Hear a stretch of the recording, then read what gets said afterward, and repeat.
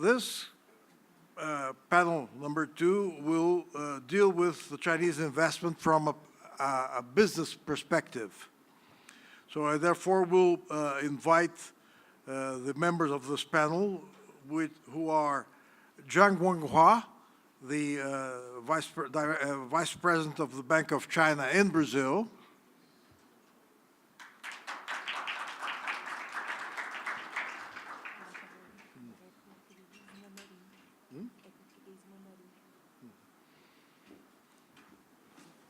Tudo bem?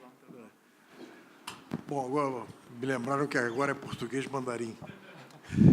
Bom, então estou convidando meu amigo Zhang Guanghua, que é vice-presidente do Banco da China no Brasil, Auro Pagnosi, diretor do Corporate Banking do ICBC, também aqui no Brasil.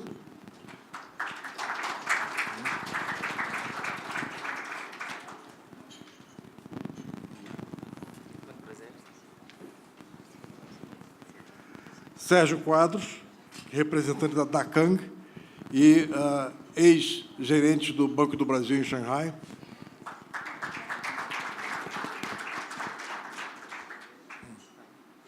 Está vindo aí. E Reinaldo Ma, advogado da Tosini Freires.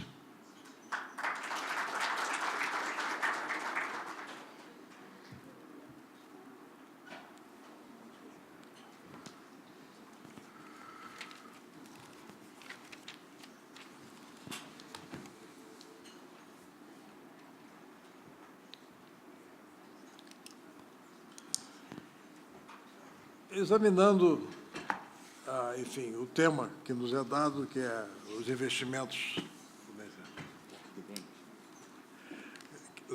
chineses desde uma perspectiva empresarial.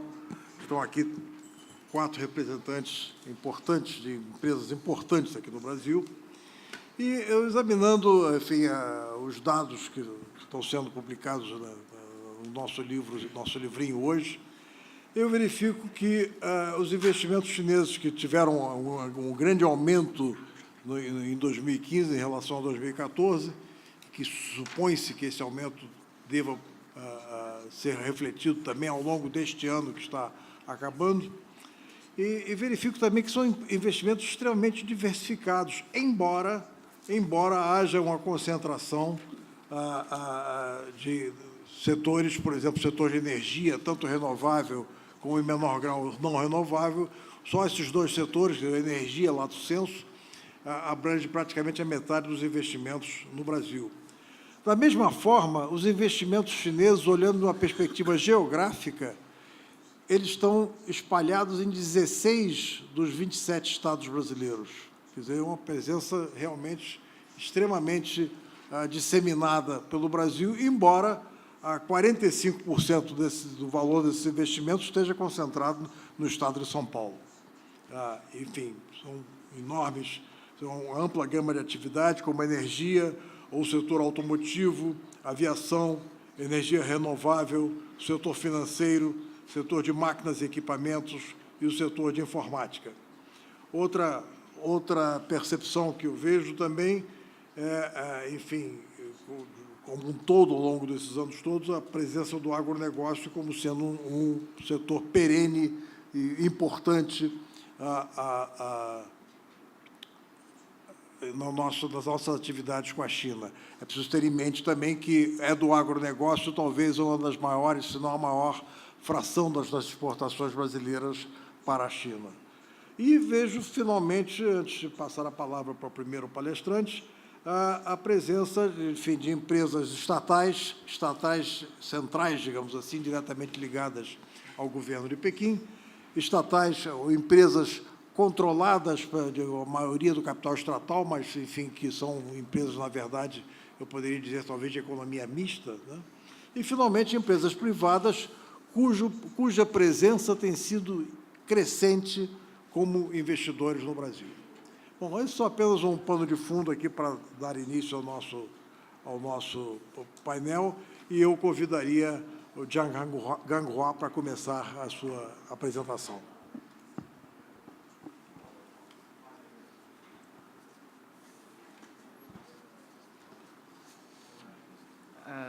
非常感谢这个巴西中国企业家委员会的这个邀请。那么对我来讲也是非常荣幸能参加这次研讨会。这个企业家委员会呢是做了一件非常有意义的事情，这个编印了这中国在巴西的投资这个书，这是第2稿。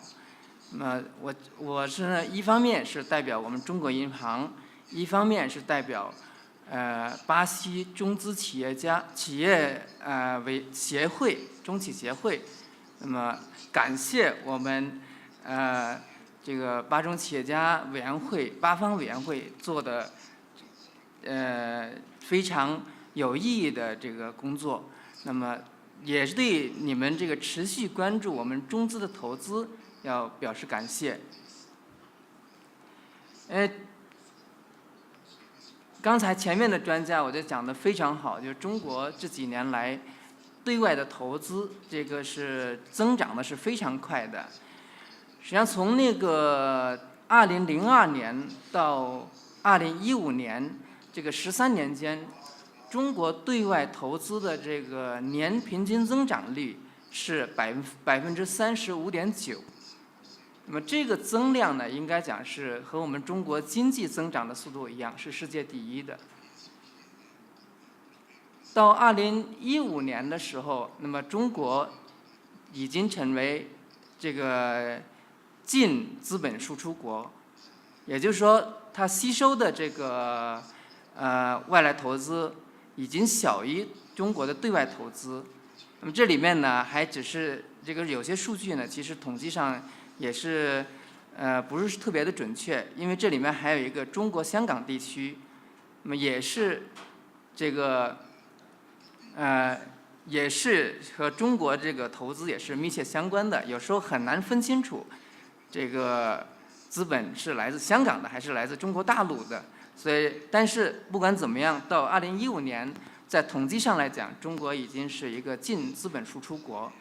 那么这个趋势在未来还会继续这个延续下去。那么预计呢，这个中国对外投资保持2位数的增长是很可能的。那么大家比较关心的，比如说中国这个经济的增长，今年或者是近年来，中国经济的这个增长速度是在放缓。确切的讲，从2011年开始，中国经济的增长是在持续下降的，从2位数降到了1位数。那么今年前3个季度都是保持在6.7%的这个增长的水平。6.7%的这个经济增长，在世界范围内还都是非常高的一个增长速度。那么当然，相对中国过去的速度来讲，它是放缓了。不过呢，现在这个很多这个专家呢都觉得中国的经济基本上在触底，那么能够稳定在这一水平上。那么这就意味着，在中国每年的这个经济增量呢，因为现在的中国的 GDP 总额大概在10万亿美元左右，那么6%到7%之间的这个增长水平，那就每年的经济增量是在6000到7000亿美元，相当于一个中等国家的这个经济总量，这是非常可观的一个增量。那么也就意味着中国对外的投资是可以有持续的这个保障的。那么具体到巴西来讲，我认为这个是巴西面临的一个非常好的机会。前面这个专家讲到了中国的一个对外投资的一些战略，像“一带一路”等等。实际上，巴西或者是拉美地区是中国对外投资的一个非常重要的一个目的地。那么这次习近平主席访问拉美的时候，也在宣布了新的这个1+3+6的这个合作框架，特别也对未来做了展望。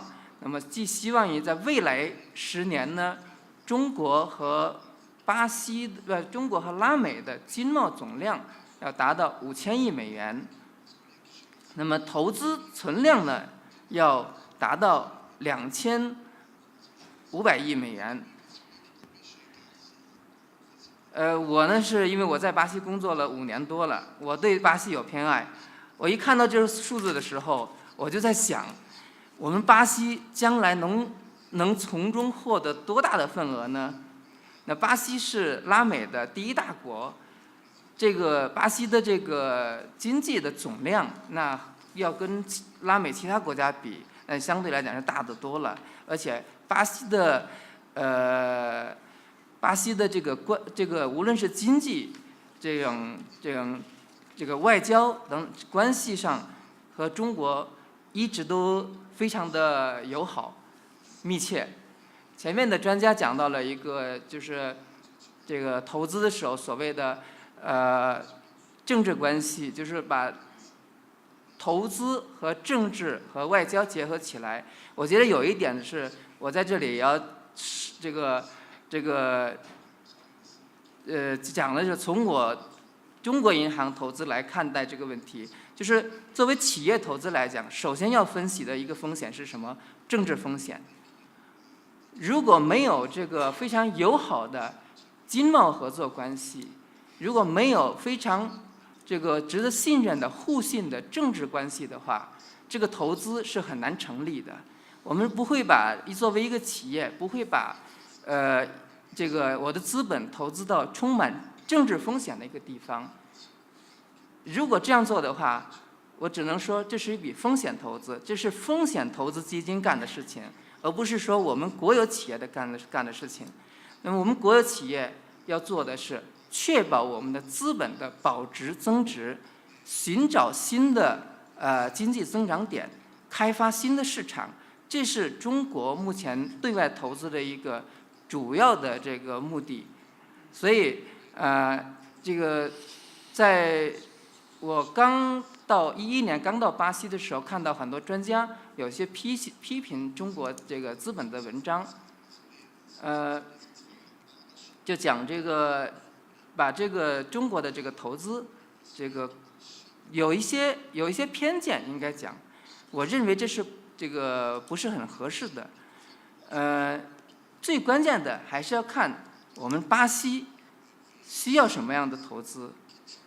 就是说，刚才前面专家讲过，就从国家层面对所有的这个外来投资有一个公平合理的一个评估，这是应该的。但是不应该戴着有色眼镜来看某一个这个国家的这个投资。那么这是我从这个一个企业的层面，我这个也是希望大家能够这个做到的。那么讲到这个机遇，确确实实这个，因为中国呢也是面临着从贸易在对外投资上是从贸易带动逐渐向这个投资带动这种转型。这个应该讲带来给巴西带来的机会呢是非常多。目前在巴西的中资投资，具体的数字说句老实话，我们中资企业协会也不掌握。那么这个从因为各个统计口径的不同，那么大致呢目前的投资呢是350亿美元左右，这和中国目前对外的投资来讲还是非常小的一个比例。我们中国大部分的投资还是去了美国，这个占了这个欧美市场是占了主体。发展中国家巴西应该是算是这个占了非常大的比例了，在发展中国家中占了非常大的比例。那么在巴西的中资企业呢，大概有200来家，那每年为这个巴西贡献的税收是超过了10亿雷亚尔。那么对未来呢，我是这个中国来巴西的这个投资，我这个是充满信心的。那么也是根据这几年这个发展的趋势，我认为呢，当然，这个中国在巴西的投资现在是越来越多元化。以前主要以比如说资源、能源、电力为主，现在也慢慢的这个扩大到像这个交通基础设施建设、服务、医疗等等行业。应该讲它的范围扩大了很多。那未来我自己比较看好的有3个方面，一个是这个基础设施建设，前面夏公参已经提到，中国在这方面呢有非常好的资金、技术、人才。我们的这个中国基础设施建设的经验是让人这个非常印象，这个非常应该讲是去过中国的朋友对中国的这个基础设施建设都是非常深刻的。那么巴西这边有市场，这是一个非常重要的合作点。第2点呢是农业产业链。那么这个中国呢，虽然是这个国家也很大，地方也很多，但是中国的人口众多，我们需要这个外部的这个粮食供应。那么巴西这几年来，实际在这个农业方面的和中国在农业方面合作，这个增长速度是远远大于其他领域。那么除了这个畜牧产品的出口，还有未来在巴西的这个农业领域的这种物流、农业产品加工方面，也是一个非常重要的合作点。第3就是国际产能合作。那么中国呢是通过这个30年的改革开放，在制造业方面呢，应该是说积累了丰富的经验。巴西呢，在这个我个人认为，巴西是在工业领域呢是有很多升级换代的这个需求，来更新我们的巴西的本土的这个工业水平，提高我们本土工业水平。那么在这方面呢，未来的合作的空间非常广阔。那么我的发言大概这样，大家如果有什么疑问、有什么问题，可以随时提出。谢谢大家。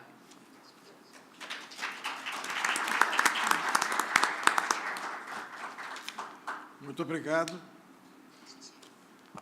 Passo a palavra agora a Auro Pagnosi, que é diretor do Corporate Banking do ICBC. Muito obrigado. Bom dia a todos. Muito obrigado pelo convite. Eu não gostaria de ser mais um que está falando a respeito das oportunidades que existem aqui no Brasil-China, que são enormes. Antes de mais nada, eu quero dar um pano de fundo a respeito da instituição financeira que eu represento. Eu represento o Banco ICBC do Brasil, ICBC, Industrial Commercial Bank of China, é o primeiro banco chinês e, consequentemente, o maior banco mundial em termos de ativos. Só para vocês terem uma ideia, em termos de ativos, o ICBC China tem ao redor de 3 trilhões de dólares. Não vão se assustar que na China, tudo que vem da China, os números são fantásticos. 500 mil funcionários, 6 mil agências, 400 milhões de contas correntes de pessoa jurídica, 400 e tantos milhões de pessoas físicas. Ou seja, é um banco bastante relevante na economia local e, mais recentemente, está sendo extremamente relevante na economia internacional, fora da China. Aqui no Brasil, o ICBC começou a atuar no mercado local em setembro de 2013, ou seja, um pouco mais de 3 anos. Temos 50 funcionários. O nosso alvo são as empresas maiores, as empresas que têm participante na economia local. Hoje, o nosso portfólio é basicamente composto de empresas brasileiras, ou seja, estamos focando bastante em empresas locais, não necessariamente que tenham Chinese flavor, mas que de uma certa forma compõem o que o banco busca. Por outro lado, o ICBC também tem participado de várias oportunidades de investimentos de empresas chinesas aqui no Brasil. Temos tido a oportunidade de atuar em investimentos em todos os setores já falados aqui por outros colegas de painel ou do evento. O que eu tenho notado, com relação, principalmente, às empresas chinesas que têm vindo investir no Brasil, o que chama bastante atenção para eles, eu até fiz uma lista aqui do que eles ficam assustados, primeiro com a nossa lei trabalhista. Todos nós entendemos que a nossa lei trabalhista é extremamente arcaica da década de 30, mas está em vigor. Tá? Então, é uma coisa que assusta para ele toda essa lei trabalhista. Toda a insegurança jurídica. Tá? Eu não sou advogado, mas já me deparei com vários eventos de uma insegurança jurídica que até então nós pensávamos que nós estávamos seguros juridicamente. Toda essa parte tributária que tem no Brasil, que é uma coisa difícil de dizer. Tá? Uma outra coisa que o chinês, de uma forma geral, fica assustado conosco e que nós também temos que mudar esse jeito, é o jeito brasileiro de fazer negócio. Tá? O chinês tem o jeito brasileiro, o jeito chinês de fazer negócio, nós temos o nosso. Temos que misturar um pouco. Temos que aceitar a forma deles fazerem o negócio e eles também têm que aceitar como nós fazemos negócio. Então, é uma troca de cultura que eu venho acompanhando.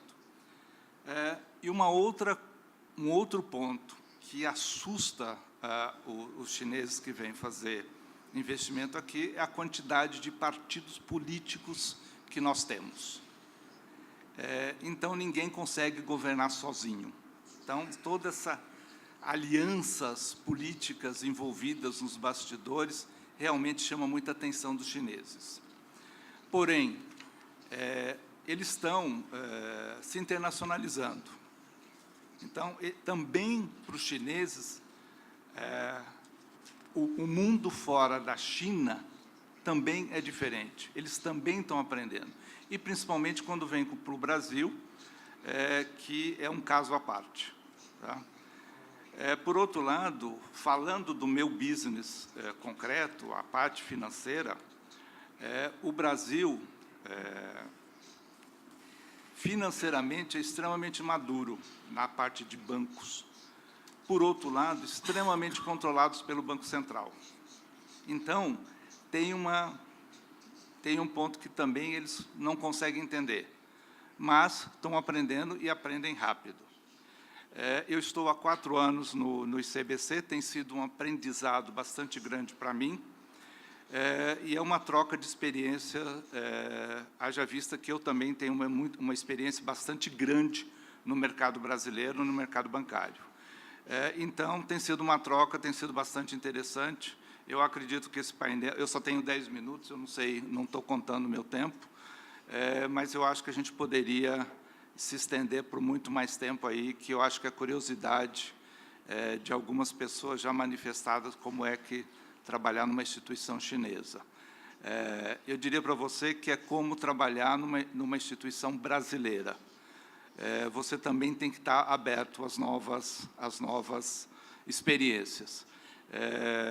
Não é difícil, não é difícil.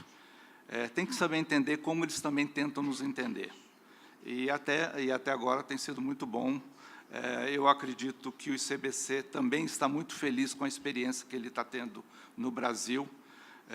E tanto é que, dos 5 maiores bancos chineses, 4 estão no Brasil, e tem o faltante vindo em breve, fora os bancos, outras seguradoras. Então, eu acredito que seja um mercado bastante interessante para os chineses, não só no comércio internacional, mas em todos os aspectos. Bom, era o que eu tinha que falar, estou à disposição para qualquer pergunta.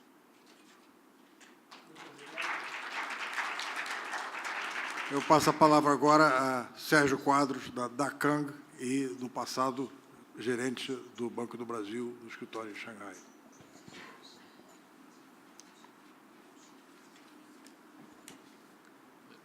Antes de mais nada, bom dia a todos.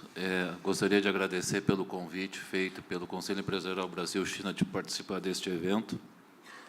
É a primeira vez que eu estou sentado representando uma empresa chinesa, quando, por muitos anos, estava lá representando uma empresa que era do governo brasileiro. Depois de 8 anos e meio na China, abrindo a primeira agência de um banco da América Latina lá, resolvi terminar o ciclo do Banco Brasil e fui convidado pelo Grupo Penchim a participar deste evento, desse investimento, que eu acho que é um milestone nas relações entre o Brasil e a China, porque é o primeiro investimento de uma empresa chinesa realmente na originação de grãos, especialmente soja e milho. Eu gostaria de fazer uma apresentação rápida sobre o grupo. Acho que tem vários dados de informações, mas o Grupo Penchim é um dos maiores grupos privados na China. O head office é em Shanghai, foi fundado em 1988, né? E hoje tem sobre sua administração mais de 100 bilhões de renminbi em ativos. Isso equivale aproximadamente a 50 bilhões de reais. Tem 4 grandes empresas listadas em bolsas, que o grupo é o acionista controlador. Uma delas é a Dakang, que está investindo no Brasil. A outra é a própria Penchim, que tem investimentos em Minas, tá? Principalmente no Congo. Tem a Inter-China Water, que trabalha com tratamento de água e de esgotos, também em várias cidades chinesas. E a EverChina, que é listada na Bolsa de Hong Kong também, que trabalha um pouco também com recursos naturais e outros investimentos. A presença do grupo, como vocês podem ver, está desde Nova Zelândia, na própria China, África. Aqui na Bolívia, eles têm uma fazenda de 12 mil hectares com plantação de soja e milho. Tá? Nos Estados Unidos, fizeram uma parceria agora recentemente com uma grande trade da área de metais, que é a Gerald Group, e com investimentos também agora sendo iniciados na Austrália. Aqui as grandes empresas, vocês podem ver que o investimento aí, que é notícia no mercado, que é investimento da aquisição de 57% da Fiagro, eu vou falar um pouquinho mais depois, mas tem vários outros investimentos também ao redor do mundo. Tá? Na área de real estate, principalmente de imóveis, né, nós podemos ver que o grupo ele tem mais de 8 shoppings, né, com a marca Aquacity na China, além de vários investimentos em hotéis também, não só na China, mas também em Hong Kong e agora na Nova Zelândia. E aquisição de áreas de terras para construção de condomínios residenciais, assim como participou de vários projetos também de infraestrutura em Xangai e construção dentro da China. E aí tem um braço do grupo, que é a Dakang, que é voltado para a agricultura. Ela tem algumas unidades produtoras que trabalham com ovinos, né, ovelhas na China, com o suíno, tá, desde a criação e o abate e venda de carnes. Adquiriu também uma área de terras, várias fazendas na Nova Zelândia, com cerca de 16 mil hectares para produção, não só de carne, mas como de leite. Esse leite hoje é exportado para a China. A Dakang ela tem um valor de mercado hoje de aproximadamente 20 bilhões de renminbi, ou seja, 10 bilhões de reais. E está vindo agora para investir no Brasil, principalmente na área de originação de grãos. Tá? Aqui alguns outros investimentos que vocês estão vendo. Tá? Também tem lá na província de Hunan e na província de Chongqing. Não vou entrar em vários detalhes aqui que tem na apresentação, tá? Mas dentro dos focos do grupo também agora está o agribusiness. Aqui a questão recente da Fiagril, a Adacan adquiriu 57,57%, foi uma transação aí de 200 milhões de dólares, e o principal objetivo aqui é trabalhar na área de inputs, ou seja, o core business é prover o melhor serviço para os nossos produtores rurais, tá? E na medida em que nós estivermos provendo os melhores serviços, seja através de venda de fertilizantes, insumos e produtos químicos, tá? Nós fazemos isso também através de outras transações conhecidas como barter, através da originação de soja e originação de grãos, principalmente soja e principalmente o milho, tá? É sabido o seguinte, hoje a China ela importa cerca de 80 milhões de toneladas de soja, por uma classe média estimada ao redor de 400, 500 milhões de pessoas. Por favor, quem é da China, corrija esse número se estiver errado, mas aproximadamente. E se prevê que até 2025, com a ascensão da classe média, possa chegar até 900 milhões de pessoas. Com isso, se estima que o consumo de soja ele passe de 80 milhões para 120 milhões de toneladas. E hoje, no mundo, há 3 países que podem suprir a China nesse produto, que é Brasil, Estados Unidos e Argentina. Então, por isso, um investimento. E outra questão fundamental, que já foi mencionada aqui anteriormente, é a questão da segurança alimentar, ou seja, há uma preocupação forte com a China da segurança alimentar e também da capacidade de suprir o país com os alimentos. Por isso que, quando as empresas chinesas também vêm no Brasil, é interessante notar que o volume, a escala, tá, demandada é muito maior. E isso é uma coisa assim, muito fácil de se comparar, porque no Brasil hoje nós temos cerca de 200 milhões de pessoas, a China tem 1,4 bilhões de pessoas, então a escala, a demanda é muito maior. É uma coisa óbvia, mas é isso que e impulsiona o país. Tá? Basicamente era isso. Tá? E para mim assim, é uma grande experiência hoje poder participar. Eu acho que nós temos muitas coisas a aprender com a China com o Brasil. Tá? Quando eu estava na China, eu sempre dizia uma coisa brincando, quem faz negócio da China são os chineses e quem faz negócio no Brasil são os brasileiros. Tá? Então, essa interação, ela sempre vai ser necessária e sempre vai existir. E uma outra coisa fundamental, trabalhar com os chineses é fantástico, porque a gente aprende um monte, está sempre aprendendo. E, certamente, pelo lado deles, também estão aprendendo com o Brasil. Eu acho que são 2 países que as culturas, eu depois de quase 9 anos lá, acho bastante semelhantes em vários aspectos. Já conheci o Mr. Zhang Guanghua, desde o Bank of China lá em Beijing, o Auro do ICBC, o Reinaldo aqui também. A China nos proporciona isso, né, embaixador, conhecer várias pessoas e manter esses contatos. Tá? E eu acho várias similaridades que existem dentro da nossa cultura do Brasil e da China.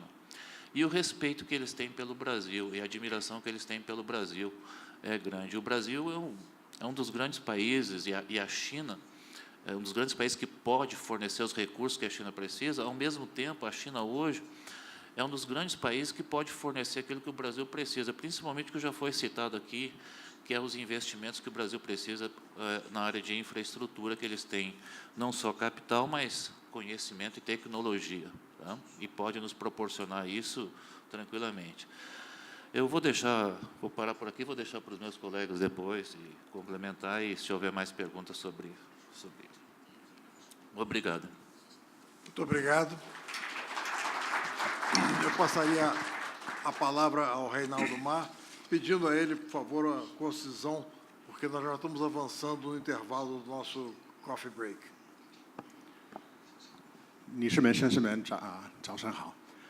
我今天非常荣幸能参加中巴企业家委员会的座谈会，但是我每次参加这种座谈会呢，我有一个很大的疑问：我演讲是用葡文还是用中文？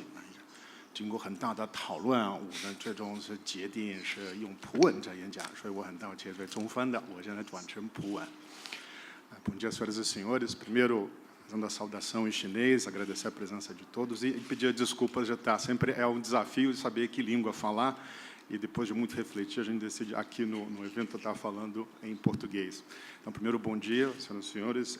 Eu queria agradecer a presença de todos aqui, agradecer ao convite do Conselho Empresarial Brasil-China, a presença de todos os ilustres panelistas, muitos amigos antigos aqui, a presença da ministra conselheira Chá, do Eva Morales também, né, vindo de maiores distâncias para participar do evento. E dizer que, para mim, é uma honra estar podendo participar desse seminário e tentar discutir, de repente, tentar trazer um pouco da minha experiência com relação aos investimentos chineses, né? Mas, antes disso, não dá para deixar de parabenizar o Conselho, a figura do embaixador, do Roberto Effendi, da Fabiana Datri, do Túlio, do Santiago, da Denise, de toda a equipe do Conselho Empresarial, por estar conduzindo esse trabalho.